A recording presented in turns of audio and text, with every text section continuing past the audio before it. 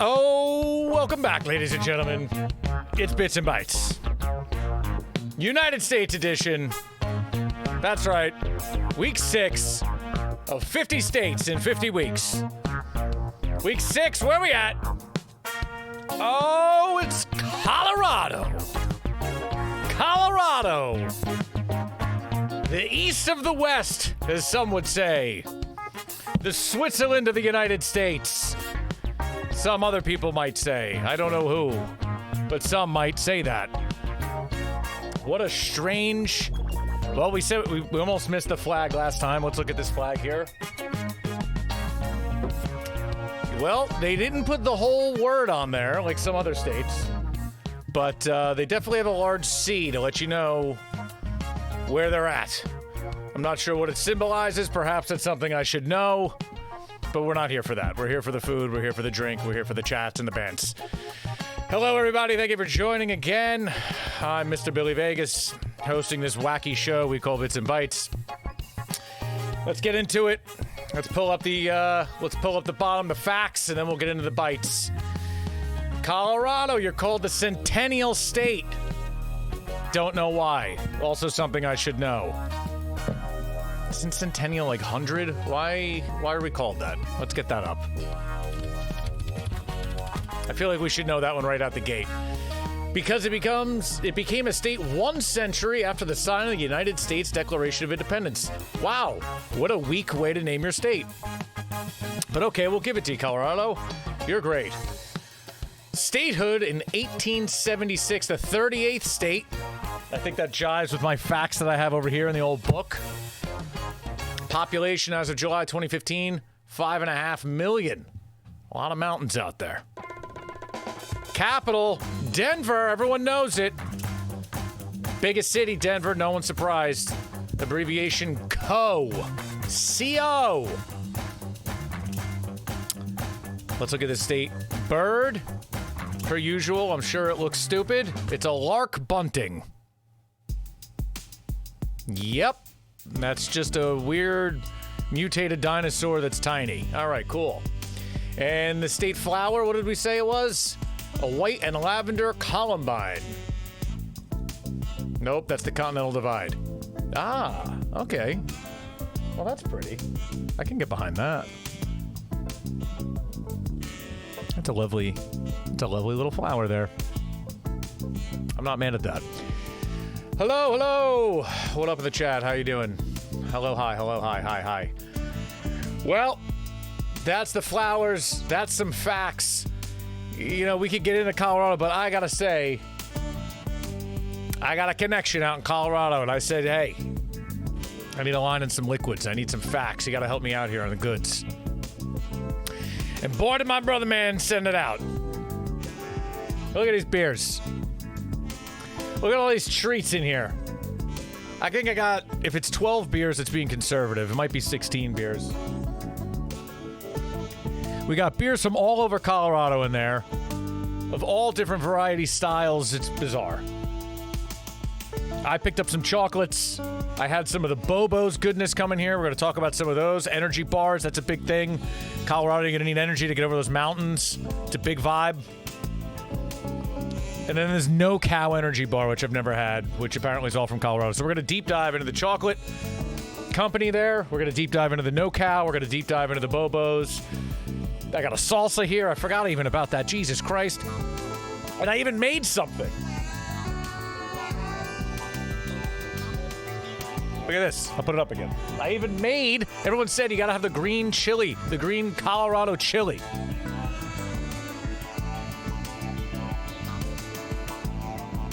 Well, we made it. I'll tell you how I made it, but one of the things I did use was this green chili powder that I bought in Colorado last time I was there, I don't know, years ago. It wasn't too dry, and it didn't taste bad, so I was into it. So we'll get into that, but we got a lot of beer to drink. We got a special guest from Colorado joining us. We have model, pharmacist, musician, and mother, Nicole Chausenko, joining us later on in the program. She'll be on in about an hour or so. Excited for that. Chatting with the locals. We always love that. Look at this. We got so much goddamn... I'm not going to drink all these beers. I'm going to be shit tanked if I drink all these beers. But we're going to start low, and then maybe we'll deep dive a little bit. So I got a couple Colorado things. We can get into the Continental Divide. We could get into Bubble Boy. Remember that stupid dude?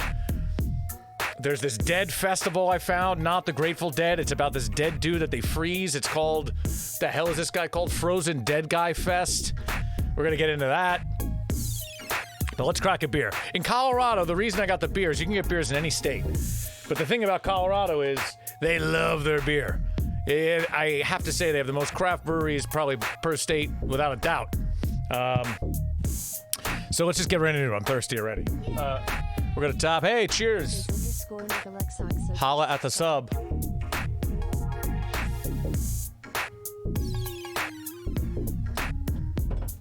I wanted to start here. Oh, it's our guest Nicole. Oh, hello, Nicole. Thank you for subbing. Who's better than her?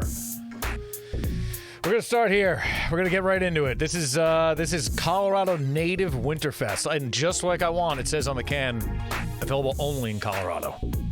Made with only Colorado in mind. Well, I have a multitude of glassware from Colorado that I was excited I got to get out too. Jesus, what a packed show this is gonna be. We're going to pop this one. We're going to put it into what I'm going to tell you is one of my favorite bars. I've been to Colorado a few times. Some of these other states I have not been to, so I could speak to Colorado a little bit. Not as much as perhaps someone who lives there on the reg does, but I've spent some time in Colorado. In Denver, we got the map up. Where's the map? One of my favorite places in Denver, breweries, if we're going to talk breweries, because that's a scene, is where this fine glass is from. I hope they're still open. Bow and Bush Brewery. Ah, boy, is it tasty. I don't even know where this is. It's a little bit out of pocket if you're just hanging out in downtown, but Bow and Bush Brewery, good Lord. They make some great beers. They make some great food. The vibe in there is legit. It looks very old. We're going to pop this beer before we get talking. A mock-up of a famed London pub is a local fixture for craft beer, bar bites, and occasional live jazz. That's what I'm talking about. That place, for lack of a better word, fucks. Bow and Bush is a fantastic place. I miss it. That's the number one place I go to when I go there.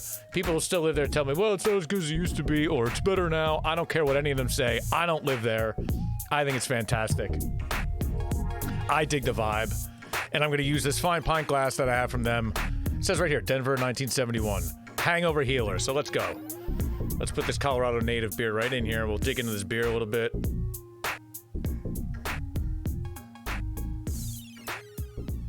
I don't know why. I got to figure this out. Like, we're bits and bites, right? We're talking about eating. We're talking about drinking. No one wants to watch me pour a beer. You don't want to watch me chew and chew food. You know what I'm saying? Like, come on. We're going to figure this out, though. We're going to figure it out together. All right, this beer tastes like a dunkel. I don't know if it's supposed to taste like that. It's got a little banana vibes to it. Malty. All right, number one, it says maltiness. Holy shit, I can't believe it says this. Check this out. Maltiness.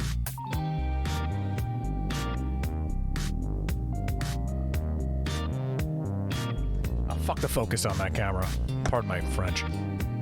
It says maltiness on a scale, and then it says Colorado-ness on a scale, and it's all the way up. We're talking about 7%. Okay. ColoradoNative.com. Let's pull it up.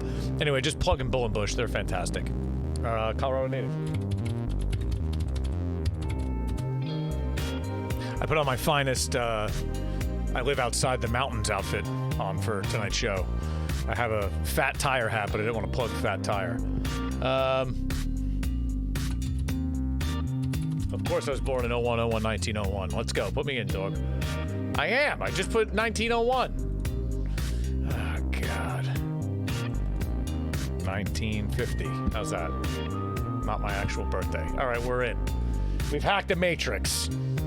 What are we drinking? This is called Winterfest. All right, so I believe that it should have a little bit of that banana funk to it. I do know my beer. I guess if you're watching this and you don't know anything about me, anything about jabroni, I do know my beer. I do know my beverages. I put in my time. Is the Winterfest even on here? Come on, what am I doing wasting my time? Tell me about the Winterfest, or maybe just read the can, Billy. What are you doing? Winterfest, available only in Colorado. Made with only Colorado in mind. I love that. This is a great opening beer. In Colorado, winter might be the most celebrated season. Our annual contribution is this smooth, slightly sweet brew, sure to warm your spirits. Well, it's 7%. It's warming me up, Daddy. And it's 100% Colorado ingredients. I love it. Cheers. So, as we sip on that, let's see what I got here. What camera are we on here? Gotta get my shit right. Got all these buttons. Nothing's dialed in. Bring up the map. All right, so Bull and Bush is fantastic. If you haven't been there and you're in Colorado, you should go. Just saying. Even if you don't like it, I don't know. I had a good time there. I was there a couple times. Who am I? The beer's all right. Let's go for the vibe. This flower is beautiful. The bird is dumb. We did that. Okay, so the Continental Divide runs right in the middle of Colorado. What else did I get here? Colorado is surrounded by lesser, weaker states. Okay, well, let's see what I mean by that. I guess I had to look at a map and come up with that one. Talk to me, lesser, weaker states. Yeah, I'd say that's true. I mean, you got Colorado's the big boy in the middle out there. That's why I called it like the east of the west, right? So if we're out in the west, you're in California, you're in La La Land. It's California, but Colorado, Denver is kind of like the New York vibe out there. I mean, think about it. You got California over here. We can see the map. We got California over here, right? Nevada's pretty much just Las Vegas to people, unless you have family in there somewhere else. And then Utah's there for skiing. I don't know what you're doing in Utah. There's salt flats involved. A lot of Mormons, I've heard. Wyoming to the north of Colorado. Nebraska, Kansas. This weird finger of Oklahoma that no one knows what is here. No one knows what happens in this part. This is unknown. Texas does not butt up on it. New Mexico's supposed to be cool. I haven't been there. And Arizona, we did a couple of weeks ago. There's some great wine to be had in Arizona. But all of that was in the center west, so not up in the Navajo. See, this is good. Look, our shows are overlapping. All of this is a Hopi reservation in the Northeast, as we learned from the Arizona episode. So Colorado's really swinging hard out there. Colorado's doing good work. Representing right in the middle there. So Denver throws it around pretty big. They got oh fuck, I didn't even think about the airport. What a creepy airport. Is there enough time to talk about all of this? Who could say? Oh man. Does that make Utah the Pittsburgh of the West? Yeah, I'd say Utah's the Pittsburgh of the West. That's fair. Okay. I got stay on target here. So much to say about Colorado. All I want to do is talk about my trips in Colorado. But we'll get into that later, or chat with Nicole probably. Travel early, stopped at the mountains. That's right. So, piggybacking off our California episode where we were talking about, early people going west for the gold rush. You got to think you're cutting straight across the country here. You know, you hit the Colorado Rockies. You hit this great divide right in the center here, which runs across the whole continent. I feel like a fucking history teacher. The lazy kicks in. You hit the mountain range and, they weren't skiing. They weren't tobogganing. They weren't ski après or whatever it's called that they do now. There was no hot chocolate by the bonfire. That's not what they were doing. They were in wagons for weeks, months at a time.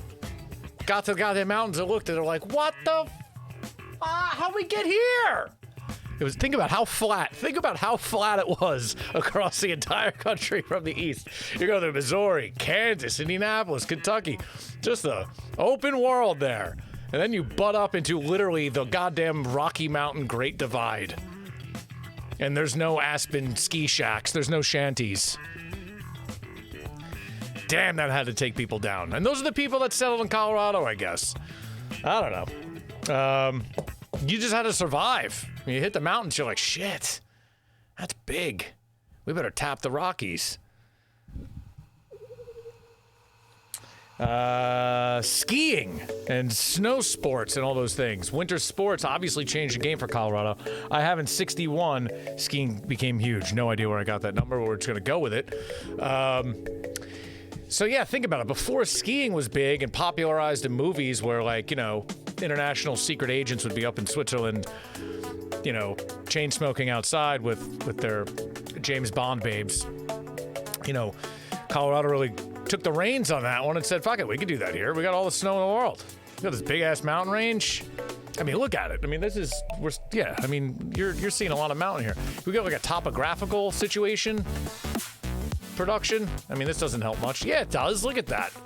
Look at all that goddamn mountain there. I mean, the center of Denver, or Denver rather, is kind of the dead center of the state. Everything to the west, if you've never been there, you look, it's literally a goddamn wall of mountain. It's absolutely beautiful, but it's a whole different world up there. I've only traversed up there once in a rental vehicle to go to a restaurant that I was told was very good.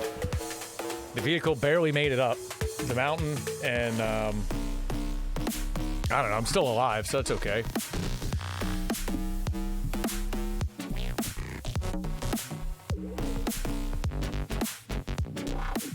Anyway, I forget the name of the restaurant. I looked it up before and it's closed, so I didn't want to plug them, but it was a weird little town, and there's a million little mining towns up in these mountains up there.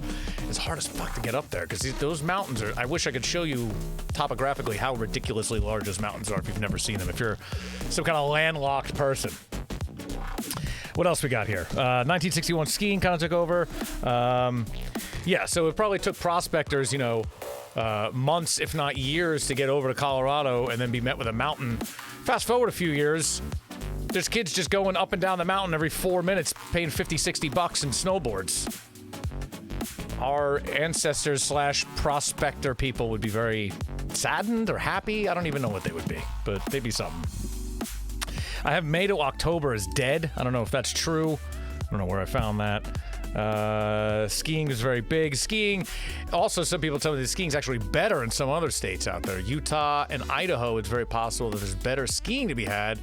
But, you know, maybe Utah and Idaho are these wiser states that don't whore it out so much and just say, hey, come here for a ski. You know, they don't want you to know. Idaho's a sneaky one. I've been hearing a lot of shit about Idaho, but you don't know nothing about Idaho. I mean, I didn't know anything about a lot of these states, but I don't know nothing about Idaho. Well, you know what? Idaho's potatoes, which makes you just go, whatever. I think there's some shit going on in Idaho. When do we hit Idaho?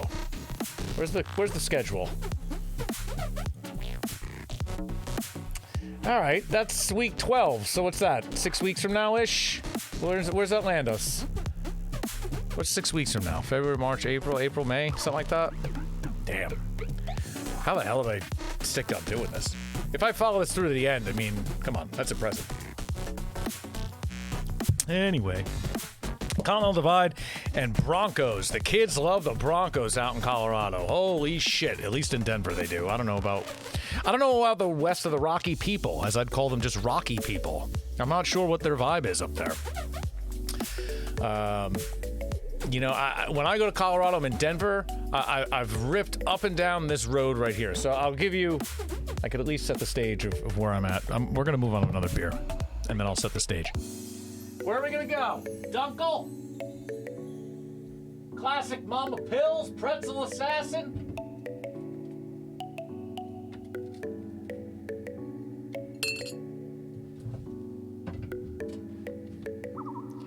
I got this Avery glass. Pull me back in, dog. I got this Avery glass when I was at the Avery Brewery. Genuine Avery Tour glass. I don't even think they have these anymore. This is old as shit. Just so happens I have an Avery IPA here sent to me. Crisp, radiant, resinous. Let's get into it. I'm not going to drink all these beers. There's no way. I mean, it's a shame, but... You know, this is the kind of work we do. This is the work that we do. Avery IPA. Damn, that's good. Okay, anyway, so when I fly in, the first thing we should talk about is this goddamn airport. This airport's creepy. There's 16 beers. 16, 17 beers here, some of which are 13%. So, at this airport, let's let it be known it's creepy. I don't know if you guys know about the conspiracy theories. I don't even know if I want to deep dive into the conspiracy theories about it all. Perhaps that's an entirely other episode. Okay, we don't need the coronavirus news. I just want the pictures, please. Thank you. This airport is bizarre. Okay, check this out. Where's the pic, bro? So it's a newer airport, and I say that meaning I feel like in the past 10, 15 years they built it. It's very large. It's got a very interesting like layout from the sky.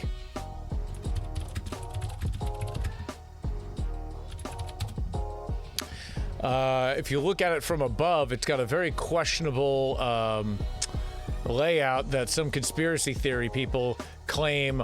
I mean, we'll just touch the conspiracy. They claim it was made by Nazis. Yes, they claim the airport was made by Nazis because they used Microsoft Paint and drew a swastika over the top.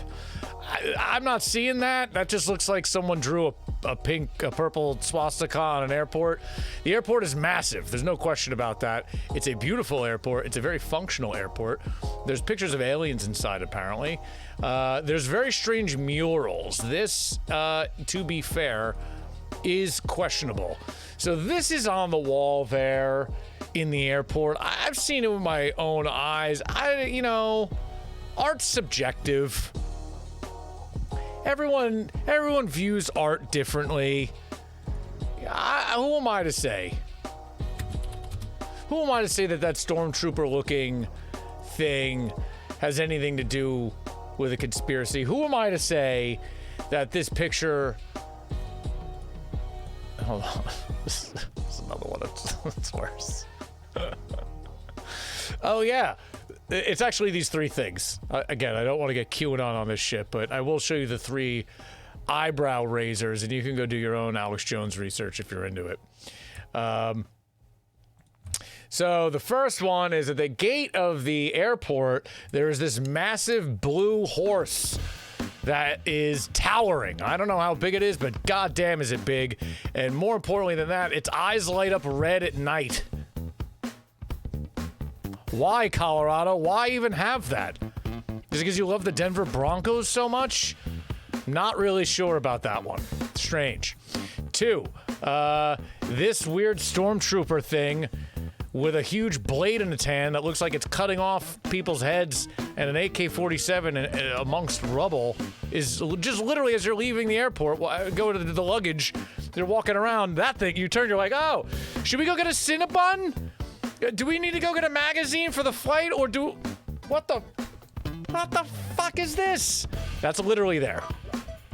And then there's another one, which I can't get a good image of, but it essentially has like a lot of different people and painted in coffins and a lot of these stormtrooper things going on. It's bizarre.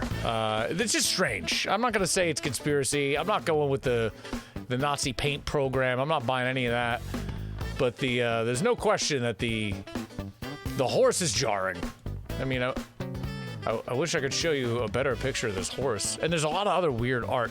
Now, the other thing that I read about it is the art is, you know, you're in the West, and there's a lot of Native American interpretations of why, you know, of oppressors taking them over, which obviously there's many stories of that. So the art kind of leans on that. So once you read that, after reading the conspiracy theory, the fun kind of goes away. Yes, there is a thing with symbols on the floor of the terminal, but again, let's not go QAnon. Let's not go Alex Jones. Let's get back to the core. Let's get back to the moneymaker. Let's get back to the bits and the bytes.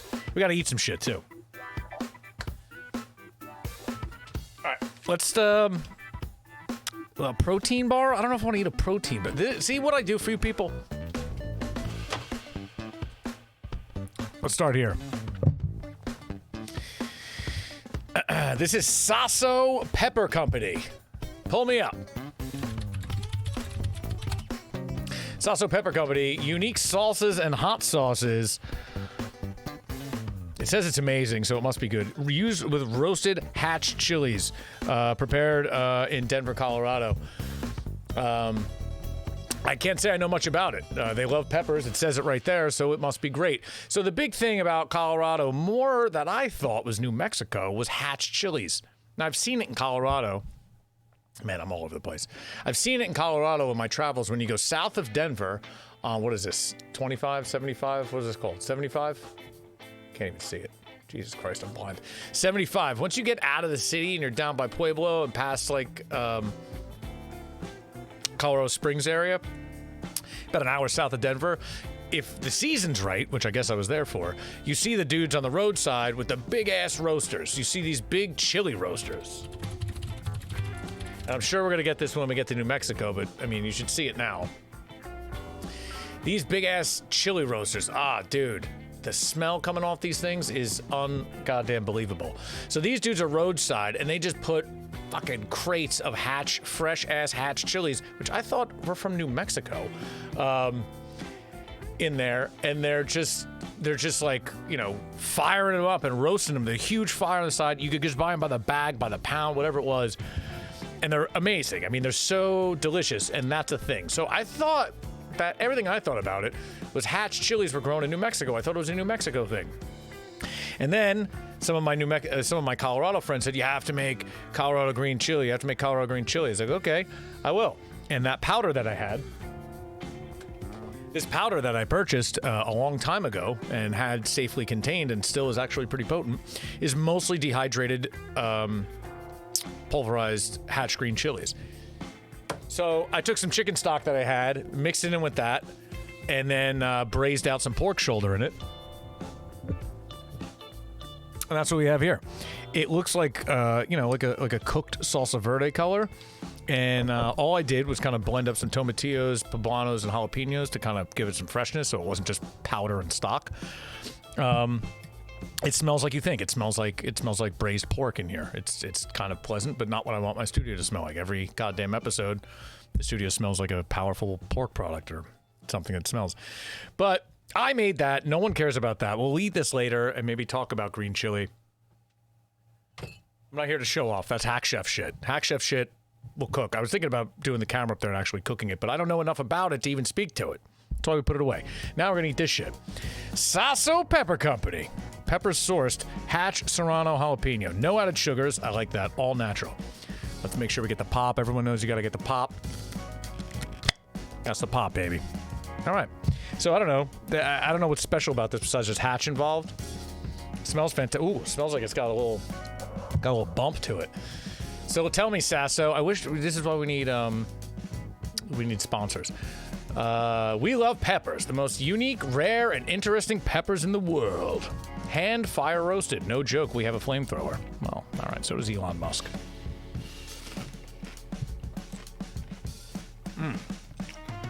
Fresh ingredients equal flavorful sauce. Okay. I'll tell you, that's it. I'm not a jarred salsa fan. That's pretty goddamn good. The Hatch comes through for sure. I can taste the Hatch. I can't click this and you can't tell me anything about it? What's going on here? Well, you got a bunch of blocks on your website. Here we go. I don't know. This website's garbage, so I can't even show their product properly. Oh, I have to click these things blindly? Here we go. This looks like it. Oh, I can buy it on Amazon. I would have done that. Well, that's what we're eating, and it's pretty good. I don't think this is... I mean, I've been to Colorado a few times. I've never seen this out there. No one goes, you gotta try the Sasso. I don't think that's a... You know, this is like a raging thing. I think everyone makes their own goddamn salsa. But... pretty fucking good. Real smoky. The pepper is strong. It's got like the Pequin peppers in it. It doesn't say it does, but I bet you... I don't know, man. It's pretty damn good. It's got a good bite, good heat, good vinegar. I'd buy this by the gallon. I don't like jarred salsa either. All right. This is what I'm talking about. No one wants to see you eat or hear you chew. We'll have to figure this out. You also don't want to see me read notes and be like, oh, I got the salsa. Let me see here. The vinegar was good. Salt, a little high. I mean, no one wants to see that either. What are we doing? What's this, mukbang? We mukbanging? All right. Keep this here. That's pretty good. Get back to work on this Avery IPA here. The roadside chili stands are all over Colorado now in the summer and spring. Yeah. I mean, that's when I think I saw them there. It's they're fantastic. I mean, I don't remember the last time I was out there, but I picked up some of those roasted chilies that were banging. All right, I got the chili that I made. I don't think we need to eat that. What else we got in here?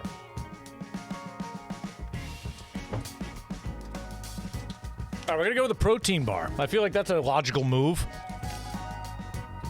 That makes sense, right? We're gonna go right from chips and salsa to a protein bar. Again, I've never heard anyone in Colorado tell me that you should try this protein bar that we are so proud of out here. But let's see. It's called No Cow. dairy free. I mean, I love a protein bar, don't we all? I don't even know what's in this. No cow protein bar. Sometimes you need a nice protein bar. Well, I don't know when. It's not really my vibe, but sometimes you need it. I picked the chunky peanut butter. That's kind of my world. Sticky cinnamon roll. Wow, I wish that was an option. Chunky peanut butter bar. Let's go there.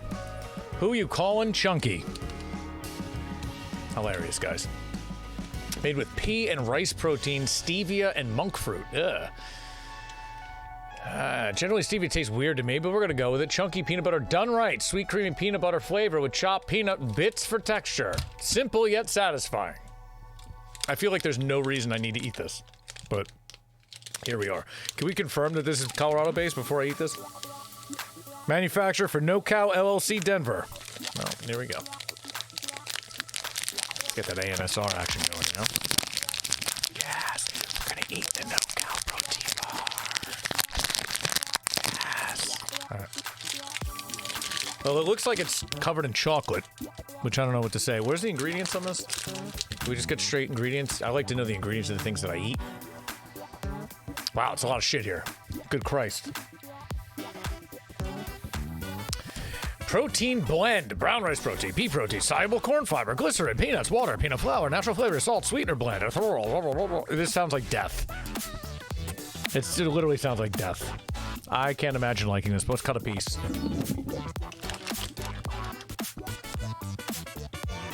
You know, they say that in Colorado, when you need your energy to climb the mountains, the first thing that you do is you drink some local Avery 6 or 7% IPA. And then you cut yourself off a piece of the bar, and you're ready to be a prospector up in the mountains. Wow, that's strange. It's solid all the way through. Can we get the camera over here? Check this out.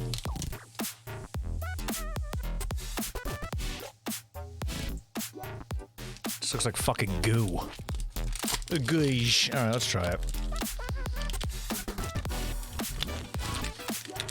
Oh, yeah. That's, oh, no. No. Oh, no. That tastes like a protein bar. Oh, no.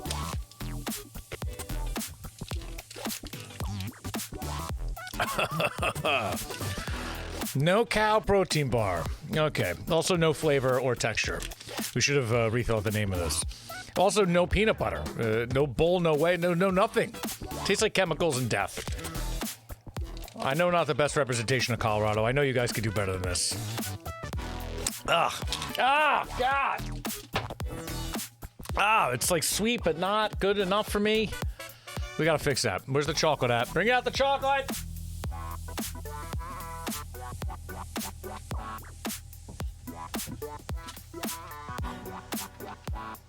Okay. Now this chocolate company, which I've never heard of, Choco Love. We are just hitting all the firing on all cylinders here. Might as well get another beer out while we're here, right?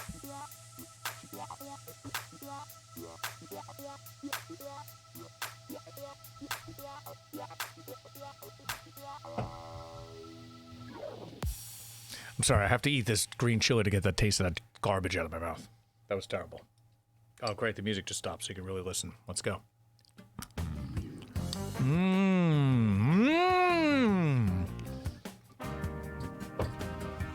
I just had to get that peanut butter taste in my mouth. Holy shit. Not pleasant. If I'm going to eat a chocolate bar or I'm going to eat a protein bar, just give me a Cliff Bar, bro. I know there's added bullshit in there, but just come on. Let's call it what it is. All right, what's this? Another beer? Modus Mandarini. Citrus IPA from Ska Brewing. Funny enough, 2011, Jesus Christ. Manitou Springs, Colorado, 2011. I was at the Craft Lager Festival, which was fantastic, and I got this cool little mug. But I did have this, Ska Brewing is pretty big out there. They're in Durango, Colorado. And they make some great beers. And we're going to drink this one. What's it say? It's got a lot of words on top. Crush, recycle, Reticulata, Smarten, Halftime, Recycle, Bevy, Forest, Zest, Kyle, Recycle. I don't know why it says these words. Ale brewed with orange peels, and they're all about ska. They got fucking black and white. They got Rude Boys up in the joint. All right, let's get to it. Chocolate XO. Oh, look at that, Chocolate XO, and then I got Chocolate XOXO over here. Look at that for a special guest, Nicole XOXO. Look at that. I didn't even plan that. I'm gonna make like I did. This is a no sugar added chocolate bar. Now, usually that means that. Well, there's no sugar added. It says no sugar added. That they add a bunch of other fake bullshit like that protein bar we just had. That, I believe, is not the case. That is not the case here. This... Come on. Here we go. No sugar added. Again, look, I'm going to eat a bar with sugar. I got the sugar one, too, but let's... if you're telling me you're going to make a product that just has milk chocolate, it has, inulin from chicory root fiber, which I'm guessing is some kind of shit. Isomalt from beets. That's just sugar from beets. I think they're being very creative with their terminology here, but I digress. Minimal sugars on here. Coconut liqueur. Soy lecithin. I mean, generally, if you're going to talk chocolate bars, it's pretty pure in the world of chocolate, unless you're eating some shit. Extra fiber, zero sugar added. Okay, let's just get in there. This is the salted peanut butter and 37% milk chocolate from Choco Love. There it is. That's the one.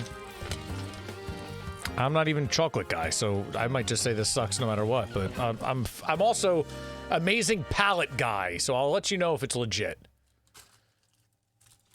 AMS on here. Yeah, we're gonna open up the foil chocolate. We're gonna open up the foil chocolate now.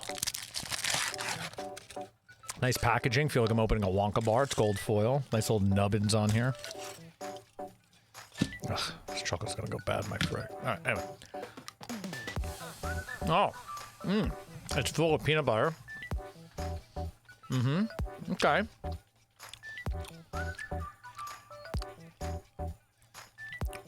That's really good. This tastes like, I don't like Reese's Pieces.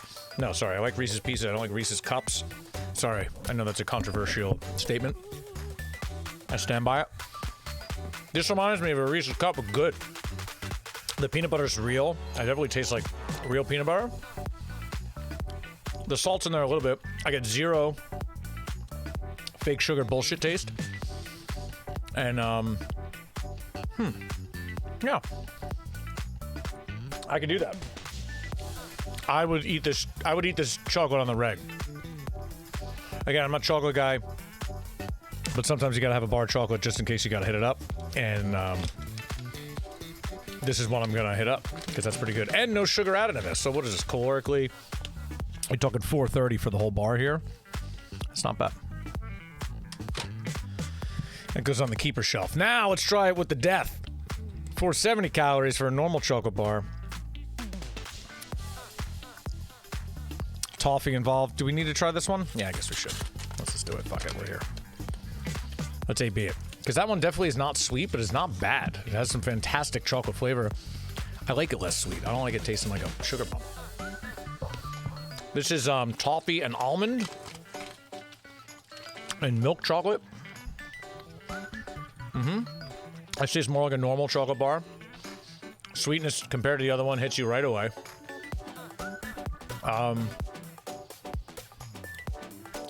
It's not super sweet, but the sugar's definitely there. It's more like a normal candy bar. I prefer the other one, to be honest with you.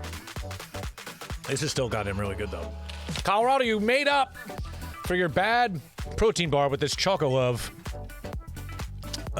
This is pretty goddamn good. I mean, obviously you're not growing your cocoa beans out there, but made in Boulder, Colorado with chocolate, with Belgian chocolate. Big fan of that. If you're out in Boulder, go to Choco Love, holler at them. Can I go visit the plant like it's a Willy Wonka thing? See, that's where the show goes. We shout out these great places, and then they call me and invite me. And then we do like a how it's made at the place. It's not gonna happen. No, it's on Netflix. It's gonna be on Netflix later this year. All right, cool. That was great. This protein bar is garbage. I don't want to look at this. What else we got? We got the Bobos down there. I'll talk a little bit about Bobos. I don't know where I first ran into the Bobos oat bar thing. It was pretty goddamn good. Yeah, I don't know. They do like oat bars. I don't even know how to explain because apparently they have a lot of other products. They have a toaster strudel. I mean, look at they have a toaster pastry that I have down there. It's like a Pop-Tart. You know, I don't know what's up with that. I haven't had that. I've only had this thing. This delicious Bobo coconut thing, which I ate, I think like when I was on an airplane or something once, and it fed me, it held me over for like a day. It's fantastic. It was really good. I know that thing's delicious. I don't need to pump it open. I just want to hoard them out. Coconut oat bar. Buy it, baby. Buy. Coconut oat bar is fire. I'm not going to open the toaster strudel because I don't have a toaster down here. And I'm just going to eat that tomorrow like a goddamn tea. It's probably delicious. Time we got 7:55. Almost time for guests to join us shortly. Let's see here. Okay, it's looking good.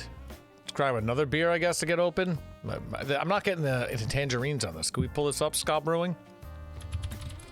First time I went out to Colorado, I drank, well, what I recall is the greatest beer I've ever had, probably one of the first beers I've ever had,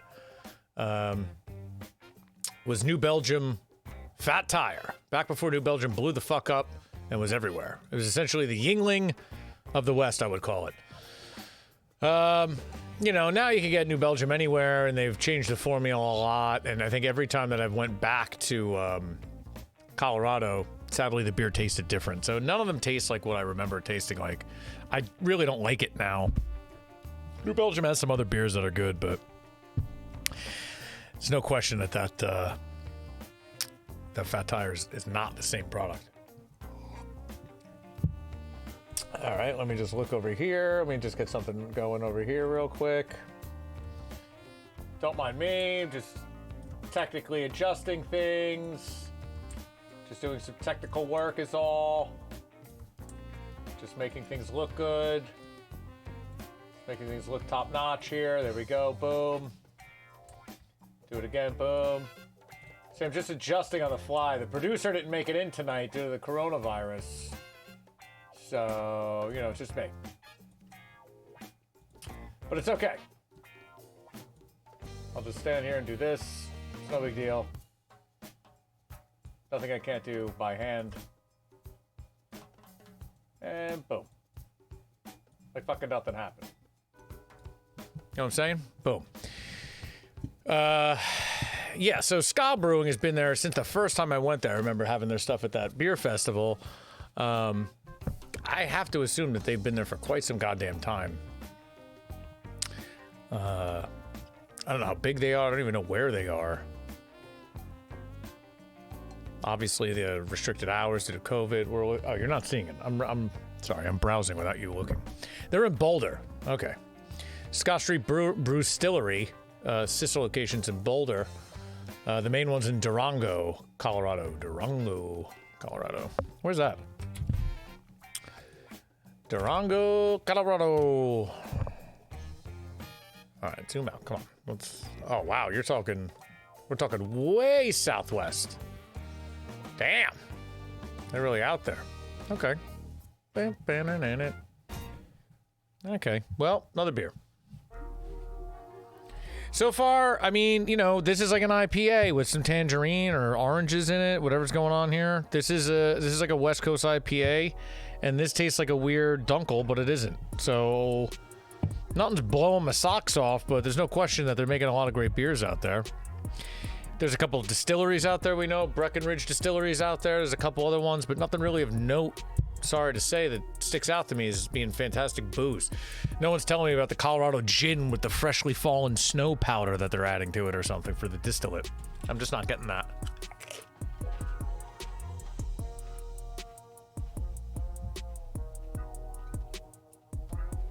All right, back up to the classic.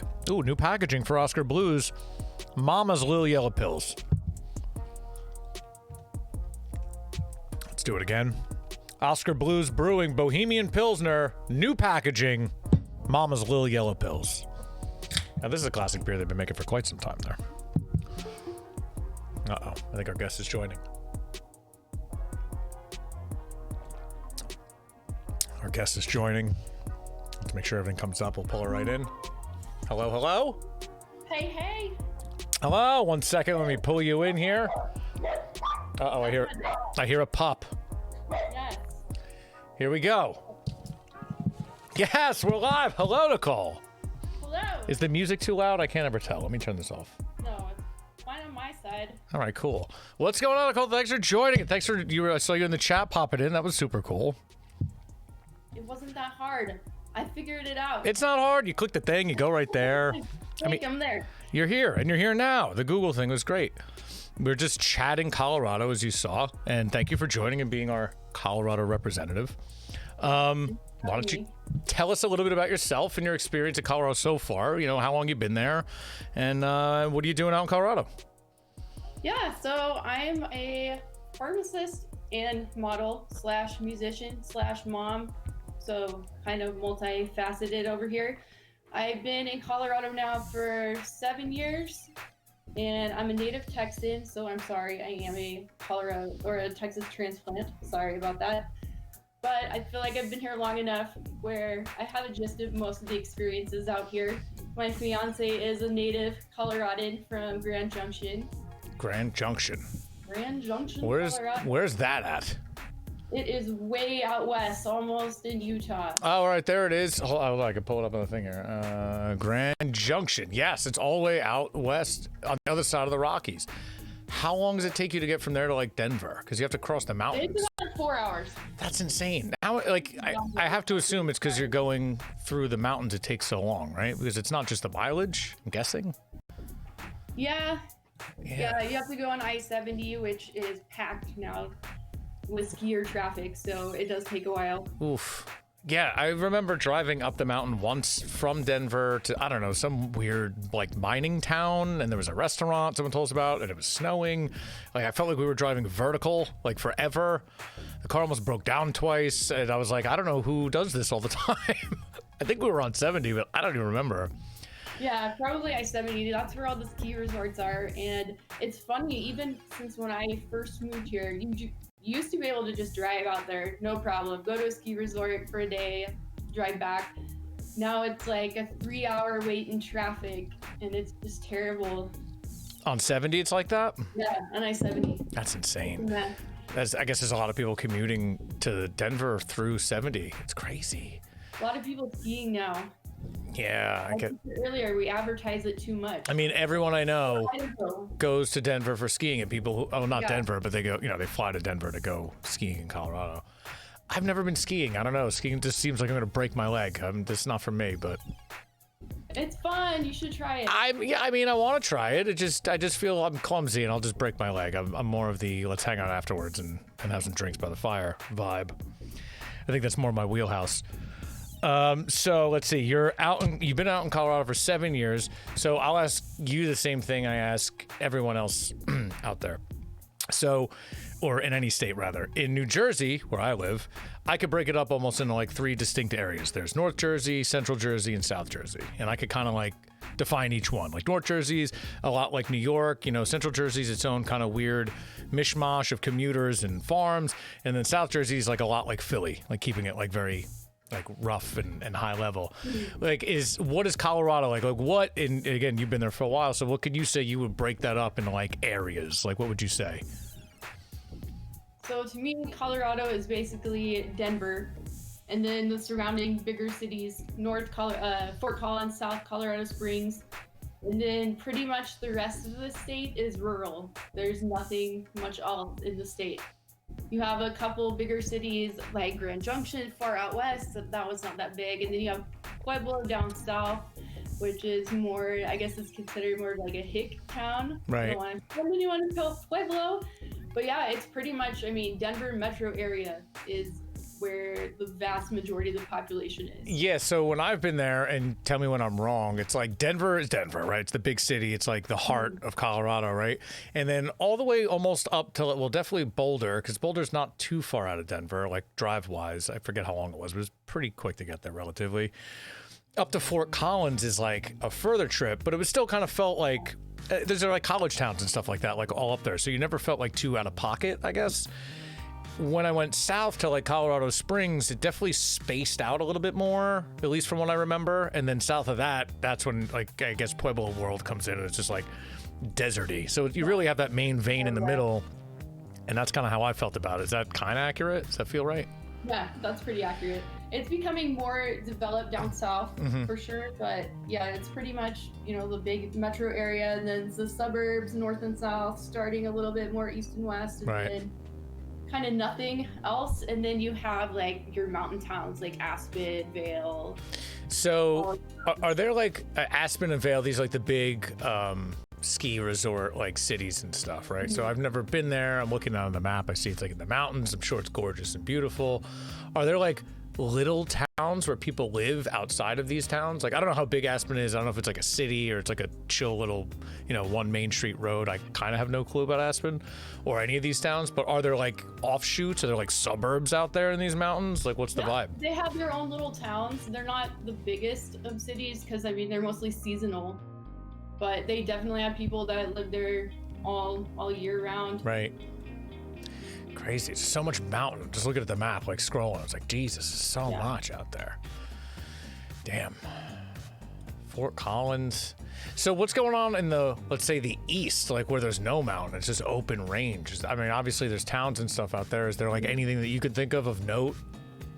That's like, there's not much. Yeah, I mean, I see some town names, but I definitely don't see buildings or. So not much. Man, crazy desert world or something. Is it like deserty? What is it out there?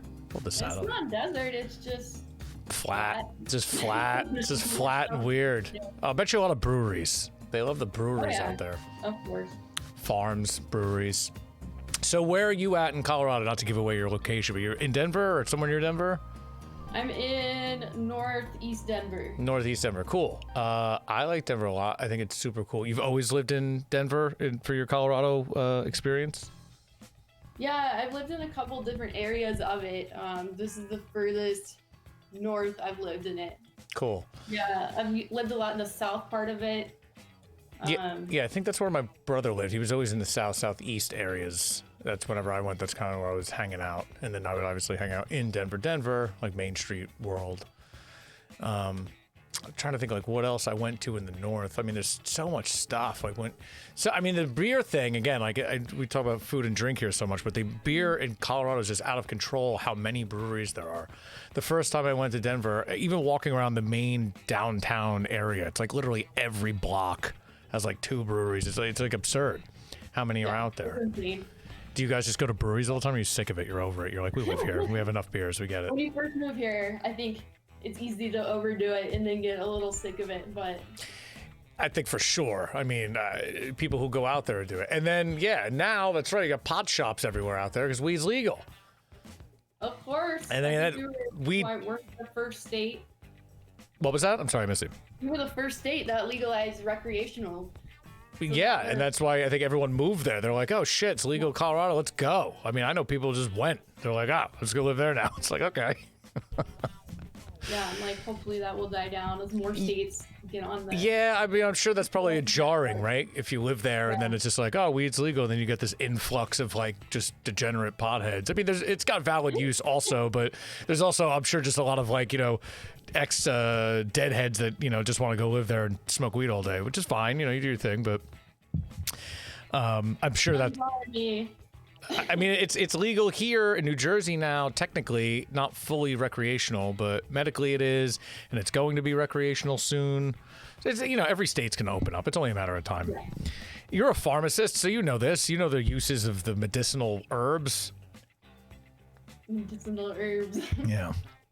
Yeah, we definitely need legalization on a federal level.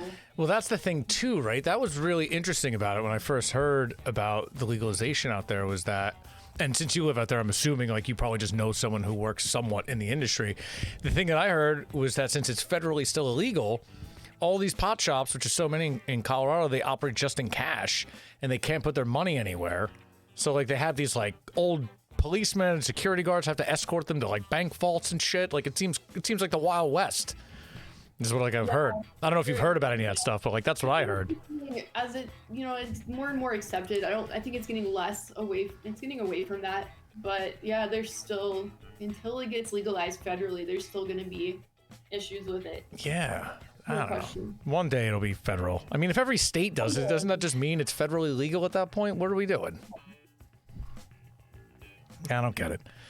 So let's see. You're in Denver. You're Denver-based. Northeast Denver. So tell me a little bit about like the food out there. Like, what you're eating. I know you're a model. You probably watch the food that you eat, of course. But like, when you're going out to eat on a Tuesday night or a Wednesday night, what's the normal food you eat? I mean, I know there's every kind of restaurant in the world in Denver. Right now, I actually have a ham croquette sandwich. Okay. The bakery and cafe. Shout out. Nice. And it's delicious.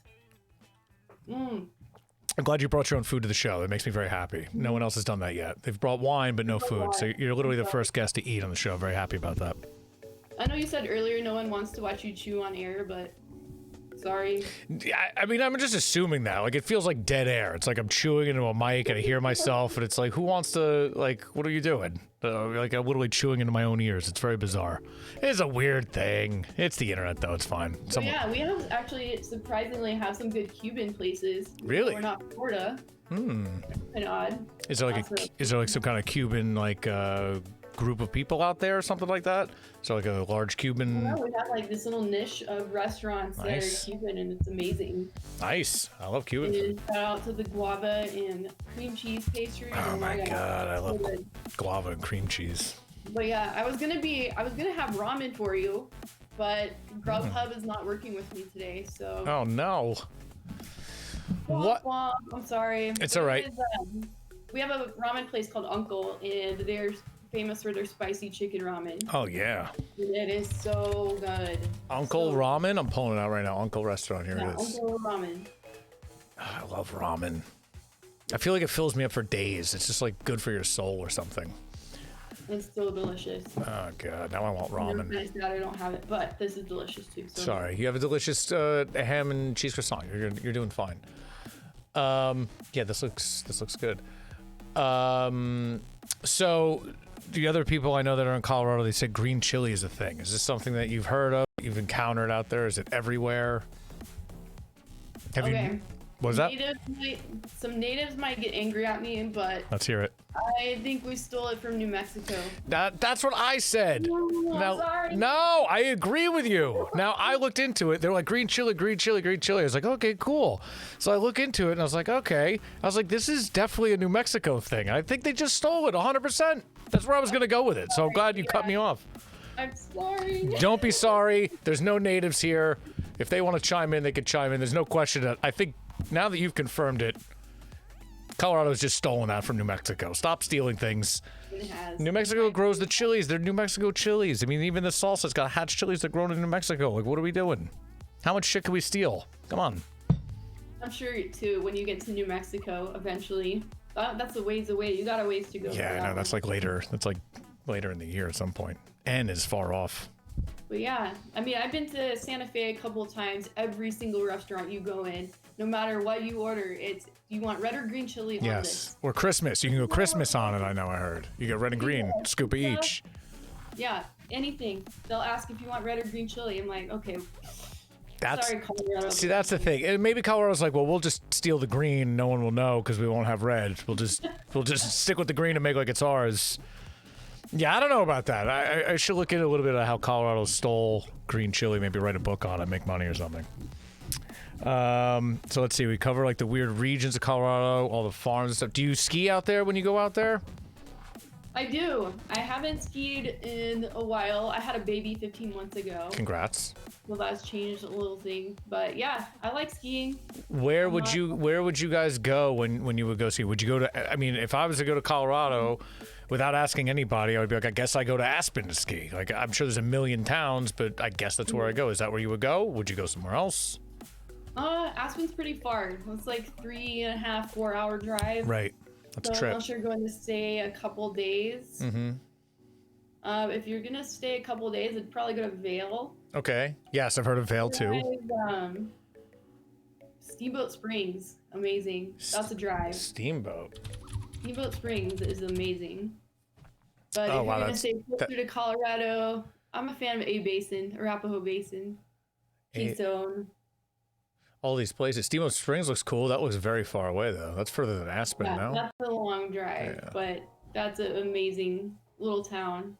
Yeah, that looks cool. It's up in the middle of nowhere almost. I mean, the whole vibe out there seems like it's the middle of nowhere, but that looks particularly in the middle of nowhere. It is. It's in the middle of nowhere, but their ski resort is amazing. Nice. For all levels. They have an amazing hot springs out there. Love that. Yeah, it's a great place. State Park. I mean, Colorado's absolutely gorgeous. There's no question. It's like one of the most beautiful states I've been to. If you love the mountains, I mean, there's no water like a coastal state or something, but like I don't know, those mountains really do a good job. The other thing that I saw down there is I assume you've been there. Is what is it called, the Garden of the Gods? That's south. Oh yeah, I've been there. Oh, it's just like I don't even know how to explain it. Like, can you explain it? I want to say it was just like a rock sculpture, but I think I'm doing that a big disservice. It's like it's natural rock forms. It's kind of like red rocks, but not. Yeah, kind of near Colorado Springs. I used to take pictures down there, some modeling stuff. Now they've gotten a lot stricter in terms of permits for taking pictures down there. But it's beautiful. You can hike through it. You can do a short little hike, or you can kind of take your time, go longer. But yeah, some beautiful natural formations down there. Yeah, I just remember driving through it, and it was like I didn't have any idea what to expect. I was just like, oh, this is insane. And then that's down in, I'm looking now, it's in Manitou Springs, and that town over there was super cool, I remember. I don't know if you hung out there, but that was I a don't cool. remember anything about the town. I think it was one of those, you blink and it's gone. It's definitely just like that. It's literally like there's like 4 things in that town, but it sticks out. I remember I ate a really good veggie burger there. I don't know. That's the only thing I really remember about it. It was so good. I remember eating Garden of the Gods and a great veggie burger. I tried to find the place just to give it a plug, and of course they're not there, so I don't know. Oh, bummer. Yeah, well, it's tough. COVID's tough. Speaking of, not to be like topical and date ourselves here, but we're living in a goddamn pandemic. What's it like out in Denver, and the areas like you're working or anything like that? What's it like? Are people freaked out? Are people masking up everywhere? Or is it like Florida where they don't care? What's the vibe out there with the corona? The Colorado Denver area, it's more liberal, so I would say they're more apt to follow direction. That's fair. Is the state very much like wear your mask, or are they just kind of like do your own thing, every business? Because every state seems to be different with like what they're allowing businesses to do and what they're not, and that seems to be the big, at least complaint people have. I don't know. I'd say the businesses that are closer, the closer you get to downtown Denver, the stricter they get, just because they're following the governor and the mayor's orders, and they're stricter than maybe somewhere out more rural. So if you get out towards like Longmont, there's like one dude in a mask and no one cares. Even Longmont, they probably care a little bit. All right. I mean, we don't have too big an issue here with it. Yeah, I think small town, but yeah, the numbers are, I don't think, bad in Colorado. Not that I'm keeping up on it, but it's always interesting to hear because, like, again, I know people who've been to Florida recently, and they're just like, oh, down there, no one cares. Like, they just do whatever they want. There's no masks. Like, you could have a mask, but you don't need to wear it. And I was like, wow, that seems so crazy because I'm so. In New Jersey, especially, you're just indoctrinated. Everywhere you go, everyone's got a mask. Everyone's in panic mode. It's just like, what's happening? And then you get something like Florida where they're just like, just party. It's fine. Yeah, we're more in between. I think there are still a lot of people really concerned about it. So yeah, I mean, Denver's a big city, so yeah, I feel like they're probably going to be, like you said, a little bit more on the liberal side and follow the state line without questioning anything.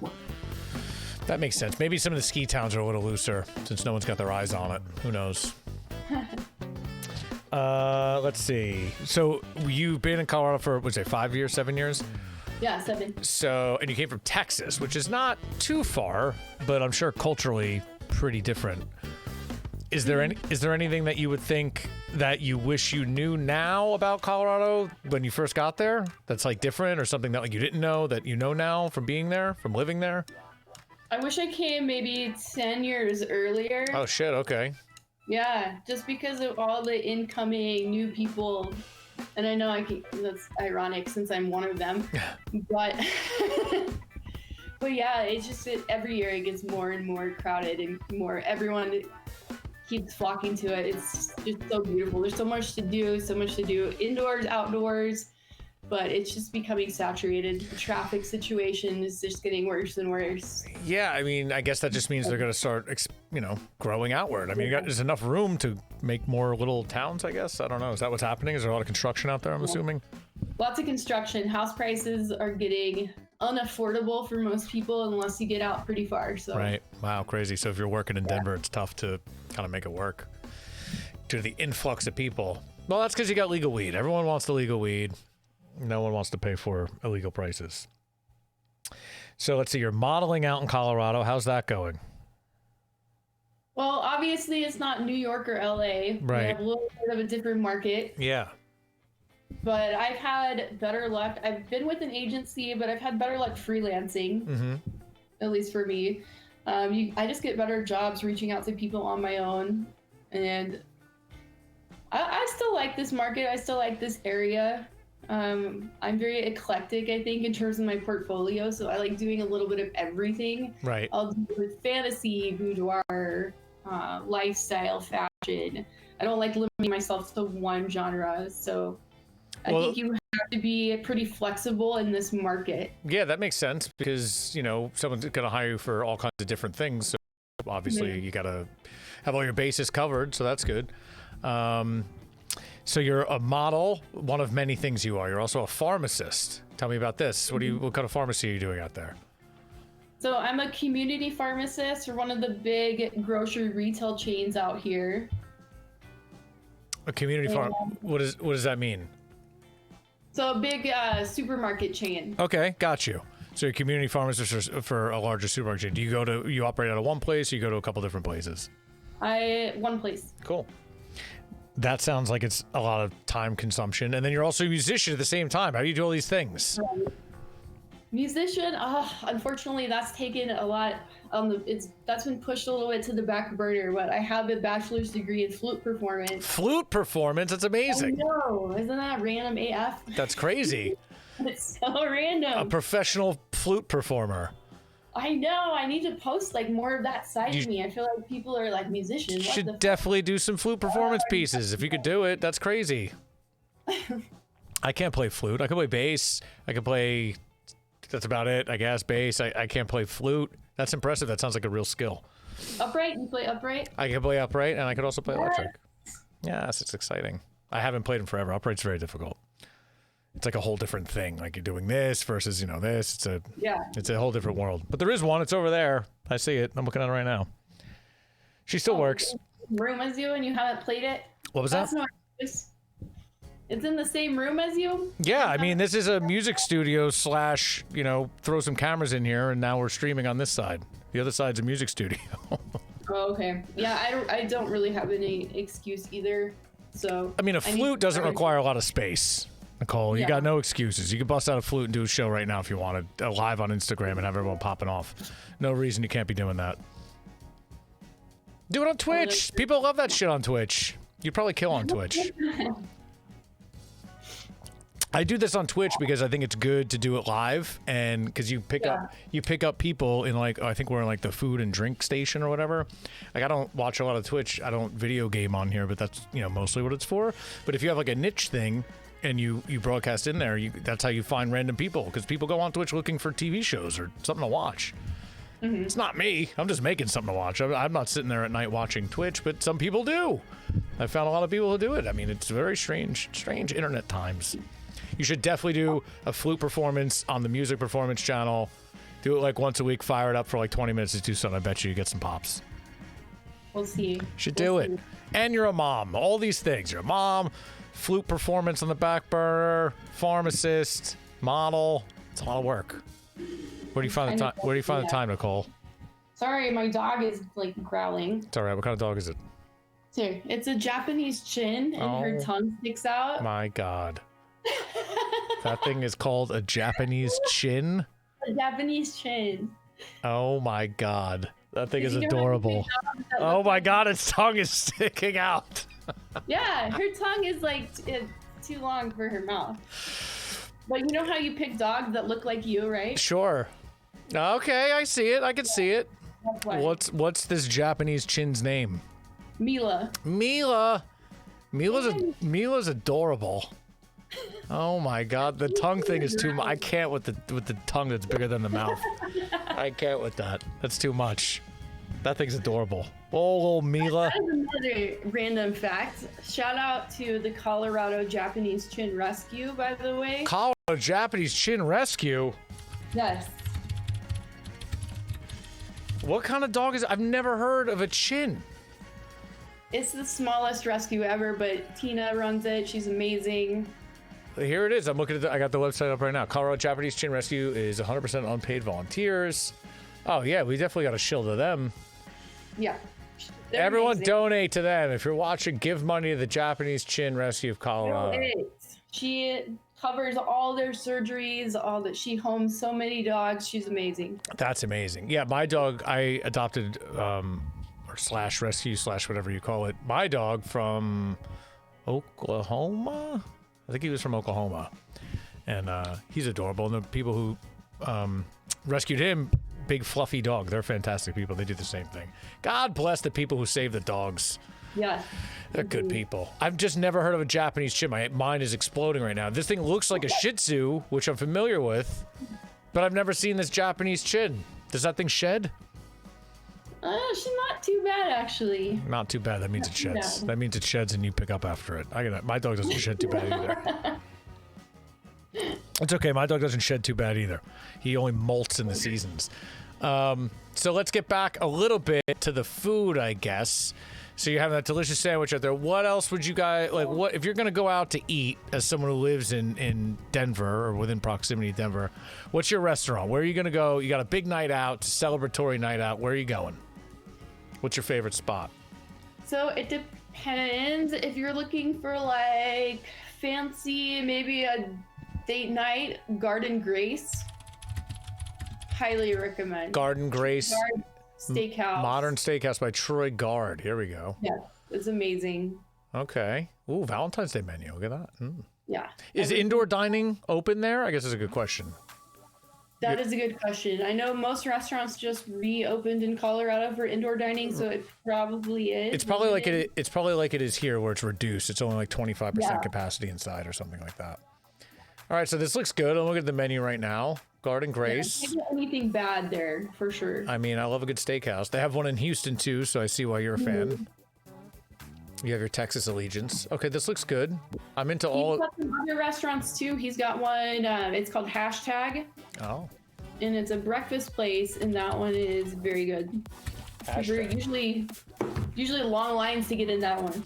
There was a place out there years ago when I went that I had to wait to get into. It was a breakfast place. It was in Denver. Oh, you're talking about Snooze, I bet. It was Snooze. I couldn't think of the name. I knew it had a dumb name. That's it. I waited forever, and I was like, this was all right. I don't know what I'm waiting for eggs for, but it was light. It was all right. It was not great. It was all right. No, that's like a big tourist attraction. Definitely. Locals like it too, though. They do have some awesome pancakes. It wasn't bad. It wasn't. I don't like waiting in line for anything. I certainly don't like waiting. I agree. And I'm not breakfast guy, so waiting in line for breakfast is just two things. It's not. It's not for me.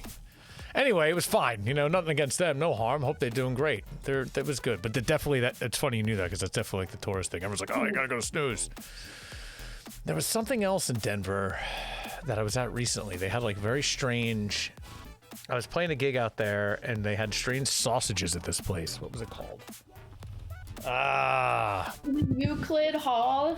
They closed. That's where we played. Oh no, they closed? I love that place. Yeah, it's very sad because I love that place too. Oh, dude, we played there. Oh man. Yeah, that's where we played. Wow, I remember that. Yeah. Yeah, we're very bummed because me and my fiance love that place. Oh, that was a great. Yeah, that was a super cool venue. We were there in it was summer. It was hot, but it was really It was nice. That was a great place. What was the name? There was like a sausage place over here. I'm looking at the map, literally. Oh yeah. I'm trying to remember the name of this place. Shit. There's like a hot, I think they branded themselves as like a hot dog place, but it wasn't that. Where am I? I'm in Manhattan. Get out of here. That's not where I'm at. I'm in the wrong Euclid Hall. Whatever. Anyway, they had like all these elk sausages and shit like that. And obviously that's like a big thing out there. Like the elk and the wild game is a big thing out there. Mm-hmm. Have you had any of the thing that's also big that I read about that's big out there, which I know is like kind of like a bit, is the Rocky Mountain oysters. Have you had any of the Rocky Mountain oysters while you're out there? I've passed on those. You haven't had them at all? I have not. I mean, I feel like I had them once somewhere. I don't think I was in Colorado, but they were, I don't know. I don't know. I might have been tricked into eating one time, but I don't remember. I ate it and I was like, this just tastes strange and weird. I don't know why we're eating this. I feel like we could just eat something else and be fine. We're not. L5 is another great restaurant in Denver. Which place is that? L5. L5. Okay. Oh, the Dog House. That's the name of the place. Someone just chimed in the chat. Dog House. Yes. Dog House is the place in Denver that has all these weird hot dogs and bizarre things. They have a bacon wrapped hot dog, I think. Yeah, they got a bacon wrap, but then like they make like. We were there and he's like, oh yeah, we got like a rattlesnake sausage going on. I was like, what? It's like, dude, this is a bit much. What was it? You said L5? L5, yeah. L5. Kind of Spanish influence, but they're known for their paella. Oh, I love a good paella. Yeah. Mediterranean, here we go. Spanish, Eastern Mediterranean, small plates, drinks served. Funky, buzzy, top floor penthouse. Sounds dope. Yeah, it's awesome. L5, yeah, I want to go there. I mean, again, just talking to you, being out there, and every time I talk to somebody from these states, it just makes me like, I really started doing this because I miss traveling. And Denver's a place, Colorado's a place that I would go, I'd go see my brother and shit out there and hang out, but like, I miss visiting and like thinking about all these places, all this food I'm missing. It's sad. It's so sad. Yeah, COVID's sad. It sucks. Have you gotten to travel at all during all this, or you're just on the lock? Oh, you got the kid. You're locked down. You're not going anywhere. You can't risk it. Yeah, I'm pretty much on lockdown. Yeah. Do you agree that the airport is strange that you have out there? Oh my god, yes. I know you were talking about it earlier, but yeah, the horse is creepy. The horse is super creepy, and that's like the first thing you see, and then like there's all the other shit in there that like I've heard about, and I was like, I don't know, and then you see, you're like, this is something weird here. I don't know. Is that like a thing? Do people out there kind of all agree it's a little weird, but we don't talk about it because we live here? Yeah. I mean, some people are really interested in all the conspiracy theories, but most people, I think, just roll with it. Don't mind so much. It is what it is. Yeah, it is what it is. Past the creepy horse when you come in with he's got like red eyes. Dude, the red eyes at night is what gets me. Like when you fly in the day, you almost don't even notice it because it's like, oh, it's a weird sculpture outside. But then at night, you're approaching it, and you're like, why is there a seance happening outside? Like, what is going on out there? It's very strange. Yeah, it's weird. It's creepy and weird. One of the conspiracy theories was the guy that either designed it or built it. Some part of it collapsed and killed him when they were building it. Of course. Yeah. And then all the other ones you were talking about, like there's a cult that somehow affiliated with it, all this other fun stuff. Yeah, but I can't go down that rabbit hole. It's just too much. It's like, yes, of course there's cults involved, the Nazis are like, who knows? I have no this is internet nonsense at that point. But the things the things you see though are crazy. The horse is crazy. The paintings, they're nutty. Like it's just nutty shit that you could see. I don't know what's true, who knows. Okay, I was just told that you were talking about biker gyms for the biker gyms. That's it. Biker gyms, not the doghouse. Biker gyms. Justin. That is 1,000% it. Have you been there? I have not been there. That is 1,000% it. Whoever chimed in on that, it's literally. I'm looking at a map. It's next to Snooze. Skip Snooze. Go to biker gyms. Go to Snooze, but don't wait in line. Yeah, definitely don't. Definitely don't wait in line. Definitely don't wait in line. But biker gyms is super dope. They have all kinds of, here it is, distinctive dogs, rattlesnake, reindeer, and toppings, microbrews, and a biker vibe. I don't know how much of a biker vibe there was, but it was cool, and it was the food was great. And it was like happy hour. We crushed all these. The rattlesnake hot dog? Yeah, there's a rattlesnake hot dog. They have an elk hot dog, and they make them all there. Like they don't just buy them from like a weird rattlesnake farm in Indochina or something. Like they're making them there.